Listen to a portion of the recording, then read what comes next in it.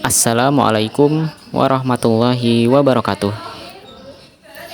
Kami dari kelompok 7 yang beranggota Nur Fitriani Rizky, Riki Abainur Rahim, dan Siti Amiliani Istiqomah di dalam mata kuliah pemahaman tentang peserta didik dan pembelajarannya.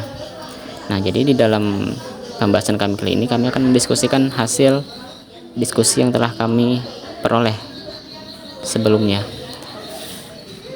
Kasus yang pertama. Bayangkan jika Anda adalah seorang guru matematika di kelas 7. Saat ini Anda hendak menyampaikan materi mengenai matematika sosial, yakni mencari nilai rata-rata atau MEAN.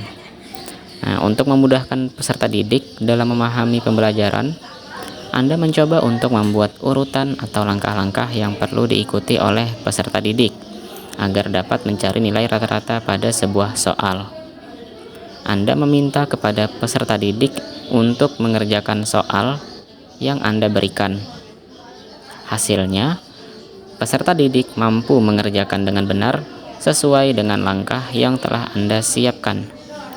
Beberapa saat kemudian, Anda meminta kepada peserta didik untuk mengulangi soal yang sama tanpa melihat urutan pengerjaan soal, dan peserta didik mampu mengerjakannya dengan benar. Nah, jadi pertanyaannya, menurut Anda, apa yang membuat peserta didik mampu mengerjakan soal dengan baik pada percobaan kedua tanpa melihat urutan atau langkah pengerjaan soal? Baik, jadi menurut kelompok kami, yang membuat peserta didik mampu mengerjakan soal dengan baik pada percobaan kedua tanpa melihat urutan atau langkah pengerjaan soal, hal itu dikarenakan pada saat proses pembelajaran, guru atau tenaga pendidik menggunakan prinsip teori belajar behavioristik. Nah, jadi yang mana terdapat perubahan tingkah laku peserta didik sebagai hasil dari proses pembelajaran. Nah, jadi perubahannya itu muncul setelah adanya interaksi antara stimulus dan respon. Nah, stimulus ini dalam kasus di atas adalah bagaimana guru memberikan langkah-langkah dalam mencari nilai rata-rata. Nah, jadi responnya itu adalah para peserta didik yang mengikuti langkah-langkah tersebut. Nah, dengan adanya stimulus dan respon, maka terdapat perubahan tingkah laku. Nah, hal itu berkaitan dengan prinsip teori belajar behavioristik. Nah, kemudian pertanyaan yang kedua, sebagai seorang calon guru, dalam kegiatan belajar yang seperti apa metode di atas dapat diterapkan? Elaborasikan jawaban Anda dengan menyertakan teori yang berkaitan. Nah, baik. Nah, jadi teori yang berkaitan dengan kasus di atas menurut kelompok kami adalah teori belajar behavioristik. Jadi metode yang dapat digunakan dalam kegiatan belajar di atas adalah metode pembiasaan. Nah, jadi apa sih metode pembiasaan itu? Nah, metode pembiasaan adalah cara untuk menciptakan suatu kebiasaan atau tingkah laku tertentu bagi peserta didik. Nah, jadi metode ini berkaitan dengan teori behavioristik dan sesuai. Nah, baik, untuk kasus berikutnya akan disampaikan oleh teman saya.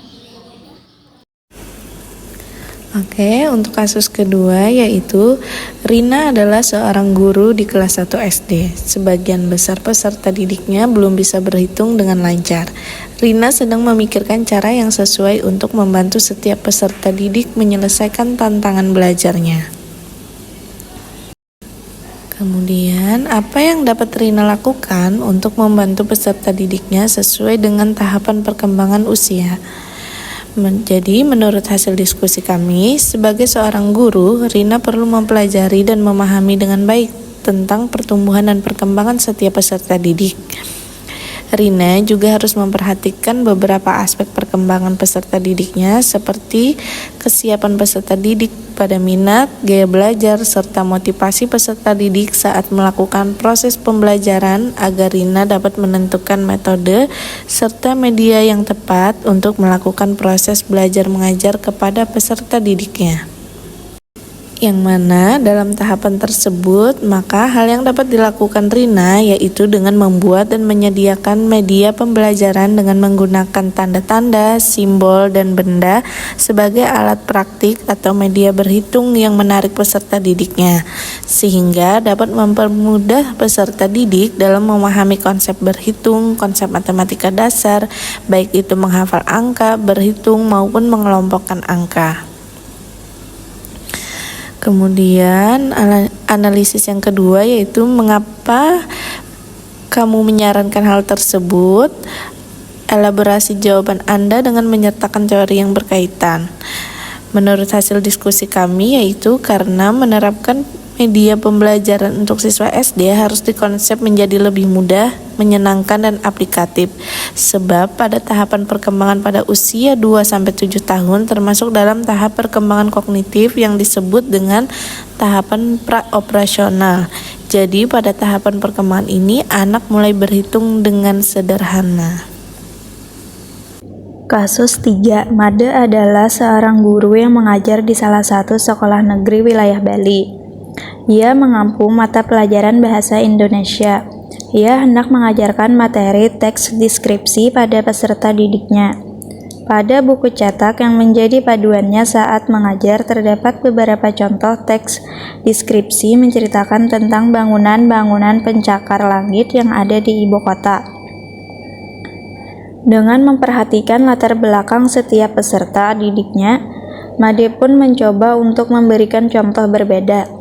Ia memberikan contoh teks deskripsi tentang pantai dan makanan khas Bali. Menurut Anda, apakah pertimbangan dan keputusan Made sudah sesuai? Mengapa demikian? Berdasarkan hasil diskusi kami, apa yang dilakukan oleh Made sudah tepat dengan memberikan contoh teks deskripsi tentang pantai dan makanan khas di Bali. Karena Made melakukan kegiatan mengajar menggunakan model pembelajaran kontekstual, yakni menyesuaikan dengan keadaan di lingkungan sekitar siswa yang bertempat tinggal di wilayah Bali. Dengan materi memperkenalkan akan indahnya pantai Bali dan makanan khas Bali, sehingga peserta didiknya akan lebih mudah membayangkan dan memahami apa yang Made jelaskan kepada mereka.